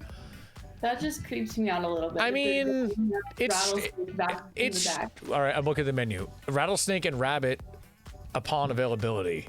Then they have jackalope, Louisiana Red Hots, some beef one wrapped in bacon, chicken, peach, chipotle, ostrich dog, wild boar, German veal. Poor ostrich. I mean, sometimes you gotta eat an ostrich, Nicole. It doesn't make you a bad person. Native ostrich, I guess. It doesn't make you a bad person. And then there's another game place that I don't think I've been to. That's like, I think like known as like a place in Colorado. I don't think it's in Denver. That's like, we have all weird game. Like, what's the game? This is the kind of shit like you would know if I had like a real show, but like there's a real, is this it? Yeah, I'm not a huge game person. Is there anything you don't eat? Do you not eat ostrich? It's such a weird question. You can't get ostrich anywhere. Only in Colorado can you get ostrich. So, yeah, I can't answer that. I mean, would you eat? I'm pretty much open to try anything once, so. Yeah, so try the ostrich. The warehouse. I think this is the place. Warehouse is the place that has all of these bizarre, like they have, I think their bit is. I've not heard of that one. I don't know. Have you heard of Fire on the Mountain for wings? Fire on the Mountain? No, I love a good wing though. Tell me about it. Delicious. We eat there way too much. Fire on the Mountain, chicken wing sandwiches and casual whatever. Okay, Yeah. great. We can pop this up. What's good about their wings? Is it the best wings out there? Are you putting it down? Almost like the best wings. Maybe the best wings in Denver. I don't know. Okay. See, this is what we're talking about. Best wings in Denver. Yeah. It's a hard beat. I don't know anyone else that beats them. They have a spicy peanut sauce that is amazing. Oh man, I see the right on their site. They just have a whole bunch of their sauce. They have 12 sauces right there. I think you can buy some of their sauce now. See, this is like the shit I should know before. I should have their sauce and then literally just, eat this. Then This you looks can amazing. Drink it on air. Sure, I could eat it and chew it and make the eating noises right in the mic. Everyone will love it. What's the show where they eat the hot wings? Hot Ones. Yeah. Yeah, they're doing a little bit better than us. Maybe we should do that. Maybe that is what we should do. I think they're a little bit more successful. Spicy peanut sauce on air. I would do that. I mean, I love spicy food. Is it spicy? I mean, I love spicy food. It's honestly, it's not that bad. Yeah, I've been to places where like, this is the hottest thing ever, and you eat it, you're like, I'm not being a tough guy here. This is not that hot, dude. It's hot, but come on, it's not that hot. But some people, I think generally, especially restaurants, they're very like apprehensive to tell you something spicy because most people's sensitivity is very, very low. Oh, they have seitan wings? I kind of love that they do that. Vegan seitan strips. These are classic. Like garlic parmesan is the best I've had. I love garlic. Good. There's a place by me in New Jersey that does garlic parmesan, and I think their sauce is literally just like pounds of butter and like that shitty jarred garlic. I don't think there's anything to it. But Probably. But something about it is just, they bring it out and you just dip and you're just like, it's so good. That's probably what it is, honestly. I mean, but it's good. So. There's definitely nothing special about every time I eat it. I go, why is this so good? I go, probably because it's like crap that you wouldn't make. It's just garbage oil, garbage garlic, delicious, weird Italian spice mix, and it's fantastic. They would try to eat healthy when you're home, but when you're out, it's just like, bring it. Oh, they have an El Jefe challenge. What's this? I'm not sure what that is. 15 El Jefe wings, bone in only, 3.5 minutes or less, no ranch or blue cheese, 1 napkin, 1 drink. Winners received a t-shirt. Oh, okay. Winners receive a t-shirt. Okay. Buckhorn Exchange in Denver. Okay, is that the place? I think that's the place I'm thinking about. Buckhorn Exchange is the place where all the game meets, I believe. Yes, this is it. Have you heard of that place? I haven't heard of that place. Okay, so this is the place. Yeah, they have all the weird animal heads on the wall. Thank you, Stugatz. He just sent this in the chat. Buckhorn Exchange, established 1893. So this is the place that has all of these bizarre... You can get Rocky Mountain oysters for sure. They have normal steak. All kinds of cuts of buffalo. Elk, quail, Colorado lamb. Salmon, ribs. All kind of weird... Just like weird meats from Colorado. This place... They've been there forever, though. And it's apparently in Denver. I thought it was outside Denver, but it's in Denver. Buckhorn Exchange. But you're saying you don't want to eat that, so don't go there. Don't eat that. Not totally. I would go there just for the experience, because why not? It's, I mean, it says it's been there since 1893. For me, that's like a place I want to go and hang out just because it's that old. I'd be like, wow. I would try it because why not? But yeah. So, all right, we covered a little bit of food. I don't know what your drinking scene is like out there, especially when you have a child, but like when you're going around, are there any kind of standout places that you would go for, like either beers, or is there like, I don't know, distilleries or cocktail bars or wineries or anything like that? Well, Coors Brewery, that everyone comes here to go to tour in Golden. Of course. So that's the main attraction. Oh, we just got so many small local breweries. So is there any place that sticks out that you go to often, or maybe you're not going out and doing that? Brewery in Edgewater. Which is that? Joyride. Joyride? We love it because we can bring our dogs. At least out here, most breweries are very, very dog friendly. Yeah, they're awesome, and the beer there is amazing. Let's see. Yeah, Joyride is. I mean, it's just so like the amount of beer that I drink normally when I'm drinking is minimal, just because I've tried all the beers that are near me. But in Denver, I feel like you would have to drink it all because there's so many breweries. I feel like I would have to try it all. And I forget where it is, but it's the place that makes the I love Dry Dock Apricot Blonde. Yes, I have a couple Dry Dock beers here. I don't have the Apricot Blonde. I have a Vanilla Porter. Apricot Blonde's my favorite. I love it. Dry Dock makes some pretty good stuff. I've had their stuff before. What am I drinking right now? This is a Pretzel Assassin Denver Beer Company. I don't know what this is. This just tastes like another one of these. It pairs with a beer. It's a Colorado-made beer, which is fantastic. Again, my brother's out there. He sent me all these great beers, so doing good work. God bless him. Yeah, he probably wouldn't send you a blonde, but no, he didn't do that. He goes to Punch Bowl Social a lot. I don't know if that's a place that you've been to. Yeah, so they actually had 2 locations, and there was one right by our house, and that one just closed due to COVID. What's up with Punch Bowl Social? I don't know anything about it. He just said bring it up. It's how do you explain it? It's like Dave and Buster's for adults. Okay, I see the arcade karaoke. I'm looking at it now. They have like a bowling alley, a couple of bowling lanes, ping pong table, maybe a couple arcade games. Nice. But they closed. That's sad. Full service restaurant bar. And it closed. The one by you closed. The one by me just closed. Bummer. God. Yeah. It sucks, dude. All these places closed. The one on Broadway is still open. New York is going through the same thing. All these restaurants, all these great legendary places just closed because they've been closed for so long. You can't operate this way. Yeah. It sucks. Freaking COVID. COVID ruining everything. Yeah. I don't know. Is there any food and drink that we're missing that we're covered? I mean, we covered a lot of great restaurants. We covered bull testicles.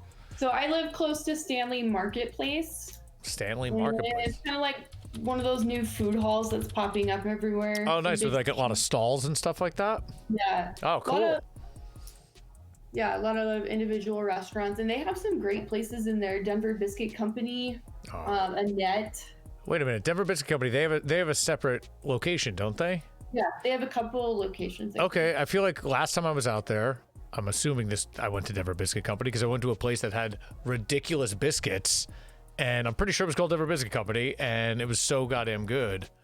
Probably. That's a big like, tourist attraction, so a lot of people go there. But they're amazing. The food is worth it. The biscuits are like insanely huge, and they have so many different kinds, and like you can get them on like maple or French toast. Oh, I love a biscuit. I'm getting so hungry here. Drinking all these beers. Sorry. Salsa and chips isn't filling up. You know, I gotta get some real food now. All right, there's a bunch of good places in that Stanley Marketplace. Rosenberg's is like, it's like an authentic New York delicatessen. So they have the New York style pizza. Oh, bagels, nice. And the babka, arugula. This looks cool. Stanley looks like a cool place. Yeah. It looks huge. How big is it? It's. Oh, I'm looking at their event space. Apparently, they have a huge event space outside. Yeah, they have a big. So that area used to be the old Denver airport. Yeah, it's called the Hangar. It says, yeah. Which they made into a big event space, which will have fashion shows sometimes or other events there. Yeah, that's what I'm looking at. It says the Hangar at Stanley. That's what it seems like. It's massive. But then the marketplace I see is a little bit smaller. It makes more sense. That's super cool. Well, what a great thing that they did. I mean, that's like you know, that's like the city move. Like you have a city that's booming with people coming in. You know, you got to have all these places for people to go eat and drink. So it sounds like there's a lot of, as there's maybe some of these restaurants and larger places closing, these kind of things kind of allow smaller places to open up. Like if I was out there, I could open up a place in the Stanley for probably a reasonable price as opposed to opening up a, you know, full-on restaurant somewhere. Right. You know, so that's like a cool thing. That's cool that they do that. What else we got out here? Stanley. What else did we cover? Let's see. What else is great about Colorado? What else is great about Colorado? Just Balloon Boy. The Balloon Boy is great. Balloon Boy, yes, that whole ordeal. I remember that happened there. I forgot about that until I looked into it. And I was like, oh, that was Colorado. Those crazy people out in Colorado. That's like what they were let go from any charges or something recently. Yes, that's what I was going to do. I was going to do a bit, but I ran out of time. But yeah, apparently they were pardoned like in December for whatever reason. They were completely pardoned. Just like, this big believe didn't happen. It's fine. You guys are silly. I bet you're so excited to get to Florida with all the craziness that happens in the news there. I mean, I'm half wanting to just go down to Florida and hang out. Like, I thought about it. I know I'm working on Connecticut, which I think is next week. Connecticut's next week. And I know someone up there that's trying to get me to come up there to do a show. It's only like 3 hours from where I'm at, so it's not that bad. But I don't know if I could do it. Like, I don't know. But Florida, I'm thinking about, it's like, maybe I just go to Florida. Like, you can get a flight to Florida for like $50 now. It's like nothing. It's so cheap. Yeah, they don't care about COVID, so you don't have to wear a mask. Exactly. And apparently no one gets it down there. So I don't know. You'd be safe. But what am I going to, like, maybe the bit is just fly down to Florida from a hotel room and just do the show from a hotel room. Be like, I'm in Florida.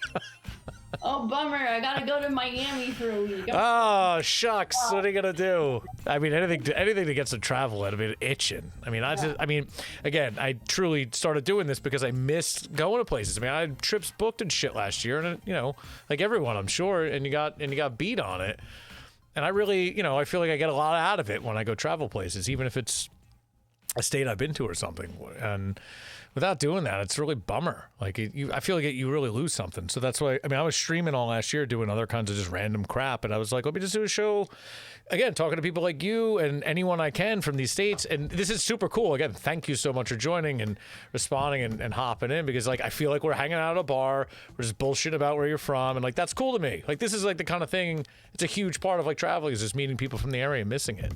So thank you for joining and doing this. Yeah, no, thanks so much for inviting me. I know it's like kind of spur of the moment, but I'm really glad for this opportunity. So I think it was great, dude, and I thought it was a good chat, and I appreciate you joining, and thanks so much. I guess there's nothing else for us to really talk about. We should wrap this up, and I can finish my cold green chili and make believe I'm in Colorado or New Mexico, maybe, depending on. Or New Mexico, just depending on. We won't tell anyone. Yeah. Nicole, you want to plug your website or anything like that while we're here before I drop you out and shut it down? Sure. iznicole.com. iz_Nicole XOXO for Instagram. Follow me. Holla and follow. By the way, did I tell you the chocolate that I was eating before is like chocolate XOXO? It's from Colorado. It's literally called Chocolate Love XOXO. I mean, I'm sure it's not like a huge thing out there, but it was in Whole Foods by me, and they make it in Boulder, and it's really, really good. It said it's time for Valentine's. So. Yeah, and it said XOXO, so I was like, oh, that's her name too. Yeah. Yeah, there's a funny story behind my name, but yeah, well, I just changed it at like 3 a.m, so I'm kind of stuck with it. What do you mean?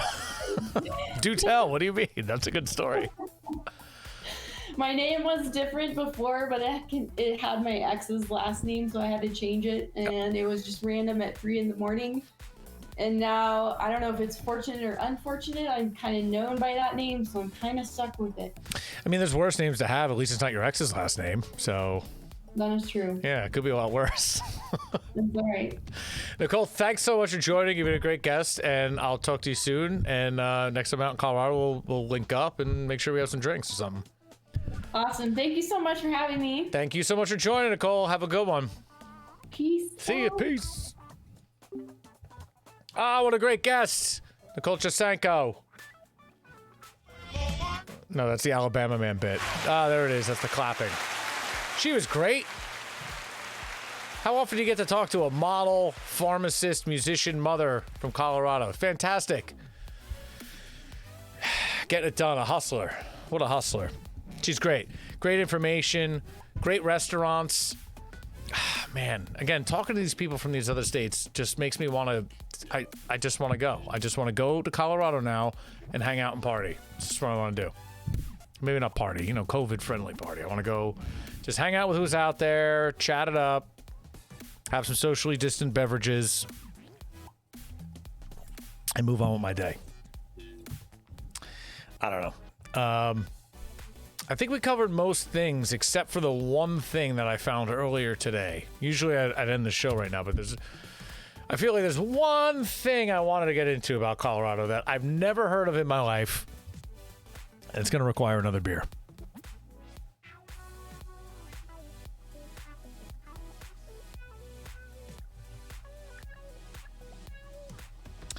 Well, she mentioned dry dock, so we're going to go with the dry dock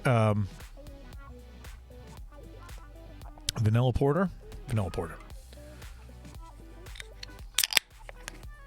I like how the show progresses. We're just growing a length of beers here.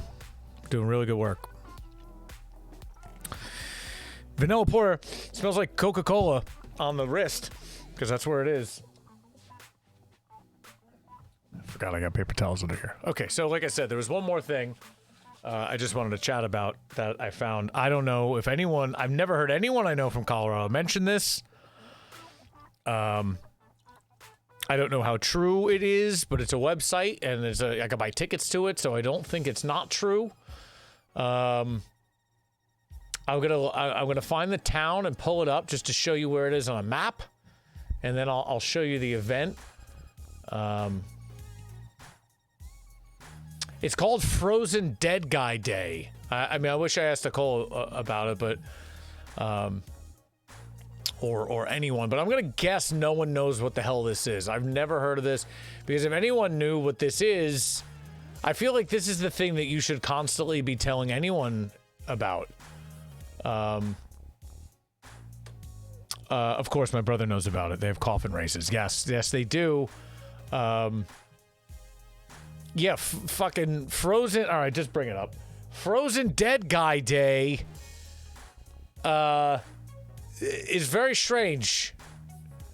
I'm just trying to find out where it is before I tell you about it. There's music. It's a whole festival, but I gotta...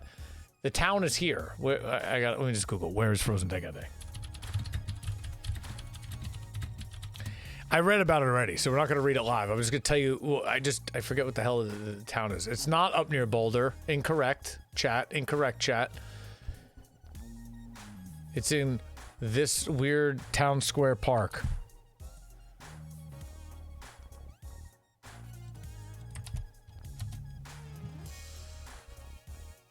Jesus Christ. Why is Colorado got a... Nederland, Colorado, that's it. Middle of fucking nowhere is where it is. Don't you dare try to say it's near Boulder. Boulder's too high to have something like this happen. This would scare all of them. Look at this. This is out in the middle of fucking nowhere. Oh, wait, it's by Boulder. All right, you're right. Look, you live out there. Why would I know better? All right, well, something else I was looking at was in the very much southwest area of Colorado. All right, so it's up near Boulder. Who knew... Shocking. The guy who lives there knew better than me. Anyway, moving forward, these animals. Let me just tell you about this. What goes on at Frozen Dead Guy Day? A whole bunch of shit. All right? But the idea of Frozen Dead Guy Day is something that happens. This is all real. This is not fake. In 1989, a Norwegian citizen named, I'm not even fucking pronouncing it, brought the corpse of his recently deceased grandfather, Bredo Mortal, to the United States. The body was preserved on dry ice for the trip, in 1989, by the way, and stored in liquid nitrogen at the TransTime Cryonics facility in San Leonardo, California from 1990 to 93. In 93, Brado was returned to dry ice and transported to the town of Nederland, where Trivegi and his mother Aud plan to create a cryonics facility of their own. Number one, this all sounds like bullshit. There's no way this is real. Fast forward, this fucking dead guy is still there in this mausoleum, and every, 3 weeks, they go out there and fill this goddamn thing with dry ice and shit and keep it negative 60 degrees because that dead motherfucker's still in there. What are you doing? How high are you in Boulder that it's leaking out to other towns? They started doing this shit in 93. They changed the laws in that town. Like, you couldn't even do this shit. Somehow they changed the laws. I don't know. She's banging the mayor or something and got the rules changed. Town judge ordered to remove the frozen body. Then they changed all the laws. Shit got changed, whatever.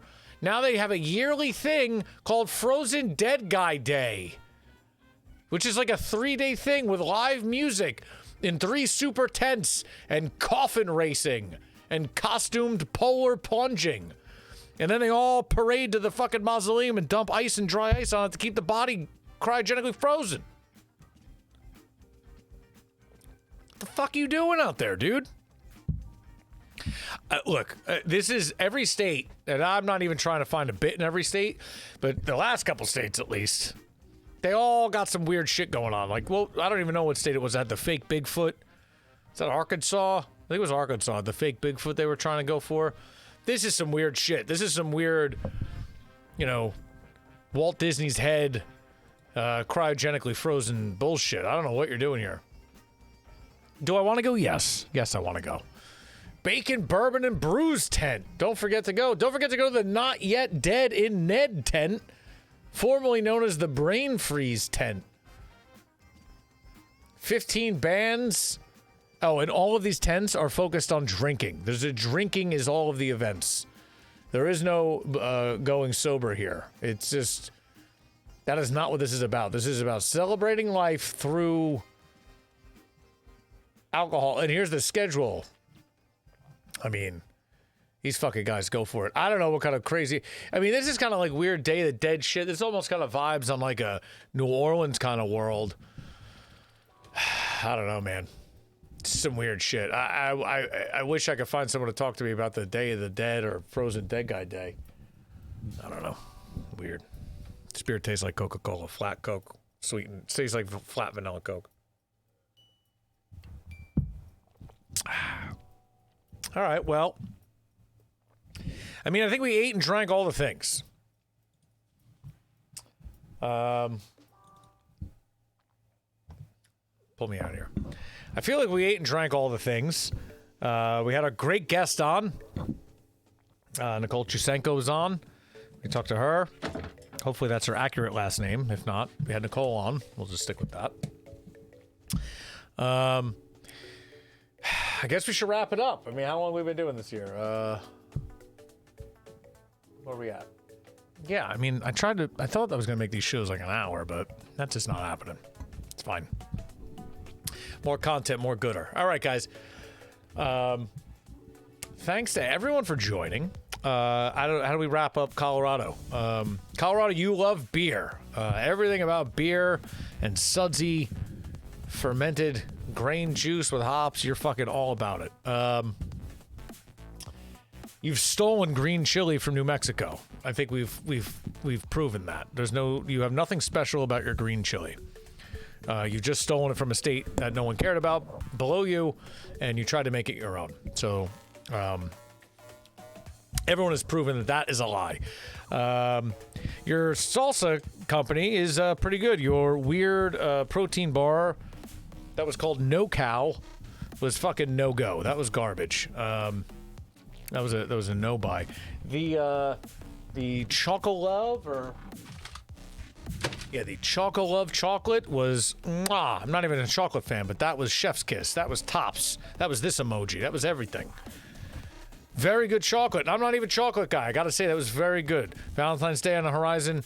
You got somebody out there, I'd buy some chocolate love for him. This is fucking really good stuff. I'm not plugging it either. Again, I'm not a chocolate guy, but it's pretty goddamn good. Colorado, your flag is kind of bizarre. You picked one letter. Your airport's fucking real weird. You know, that's a whole other episode. I don't know what you're doing with that. And, you know, you're all about skiing and snowboarding, bruh. Ski a pre or whatever. I don't know. I don't ski. I don't do any of that shit. I can't wait to come out to Colorado and hang out again and see my family out there and my friends and eat all the Colorado food, go to biker gyms and eat those weird dogs, go to that weird steakhouse and eat the elk and do all the great shit Colorado has to offer. Colorado really is a beautiful, beautiful state. I love driving all around Colorado. I've done it a lot. It really is gorgeous. And you probably shouldn't drive around if you plan on drinking in all the goddamn breweries because there's one, I think, every 40 feet, literally throughout the state. Thanks so much for joining. This has been Bits and Bytes, Colorado. Please join us again next week for Bits and Bytes week. I think it's 7. Pull up the calendar. Where's the calendar at? This has been week 6, Colorado. Next week, week 7, Connecticut. Rumor has it we're going to New Haven and we're eating some pizza. Who could say? Colorado, you party with dead frozen people. You're pretty crazy out there. You're the people who didn't want to pass the mountain to go to the gold rush and make the money. You just wanted to party on a goddamn cold mountain. God bless. Thanks for joining. This has been Bits and Bytes, Colorado. All of the previous episodes are available on YouTube. If you go to bitsandbytes.us, it'll bring you right to our page. Make sure you click the like, click the subscribe, click the comment, do all of those things. You can watch all the previous states' content, all the interviews, all the goodness. I think that's it. I think we can wrap this up. Again, thanks so much for joining, guys. Everyone in the chat, appreciate you. Appreciate you. Thank you so much, Scott, for sending out all these delicious beers I'm going to continue to drink for the next 2 days. Thank you for Nicole for joining. You're a fantastic guest. Colorado, you're fantastic. You're a great state. Rocky Mountain High, Colorado. We'll see you again next week. Connecticut. 2.